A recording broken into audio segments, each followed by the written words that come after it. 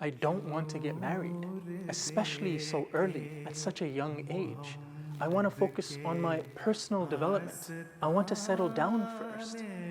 Let's be honest, we've all had these thoughts, but what we may not have thought about is the detrimental, toxic effects of putting off marriage.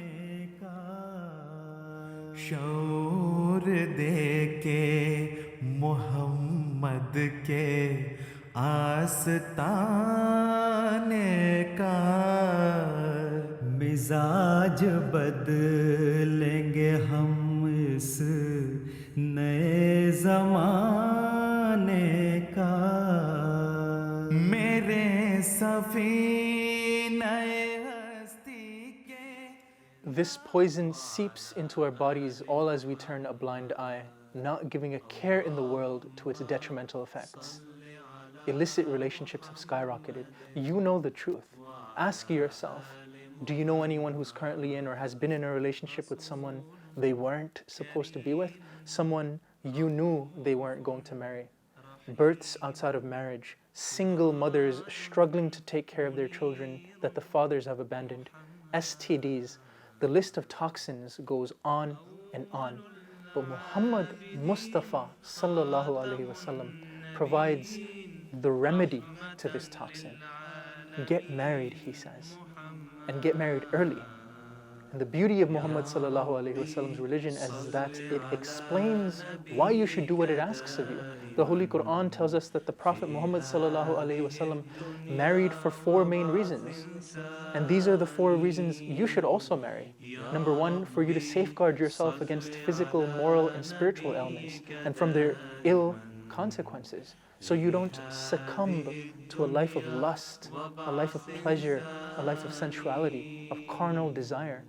This aspect is referred to as ihsan in the Arabic language, which literally means to be protected within a fortress. Number 2, the second reason you should get married, the continuation of human life. We all want children whom we can take care of and nurture with our spouses. It's inherent within us.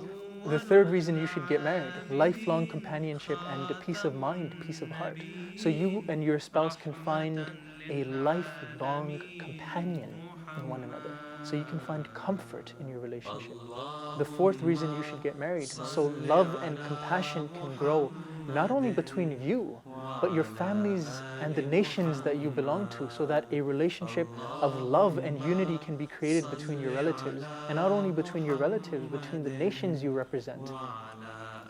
So these are the 4 reasons you should get married. But what happens when you cannot fulfill these reasons, these purposes, the purpose of your marriage, through one wife alone? For example, what if your wife can't have children?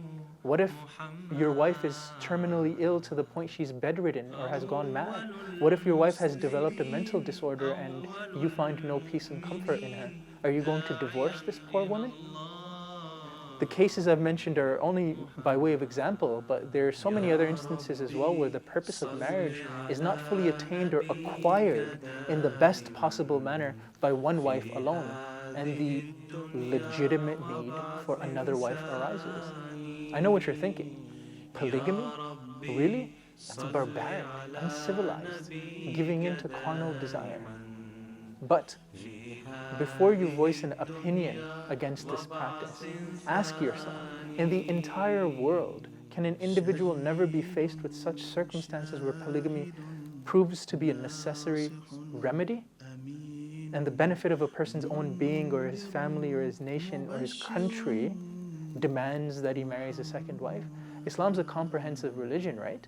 But Islam can't be considered comprehensive without addressing all the different possibilities and options of all different eras and societies, past, present, and future. Hence, the option for polygamy, and remember, it's only an option, an exception that can only be practiced in extenuating circumstances. Islam has not made polygamy an obligation or mandatory upon us. Rather, there are certain conditions by which we must abide by in order to marry a second wife. And the most important condition is that a man must maintain justice to all of his wives. Otherwise, in all cases, if he cannot maintain justice, he should suffice with one wife alone. says Muhammad Mustafa sallallahu alaihi wasallam. And there are three main exceptional grounds for polygamy. Number one, to protect orphans. Number two, for the welfare of widows. What are widows going to do who are unmarried and unprotected in society? And number three, to increase in your progeny.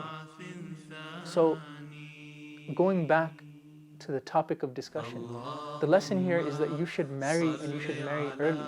And if there are extenuating circumstances, you should marry more than once.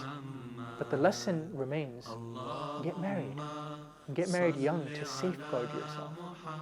This is just a brief glimpse into this week's readings. For more information, please refer to The Life and Character of the Seal of Prophets, Volume 2, pages 237 to 277. رحيم سراج منير محمد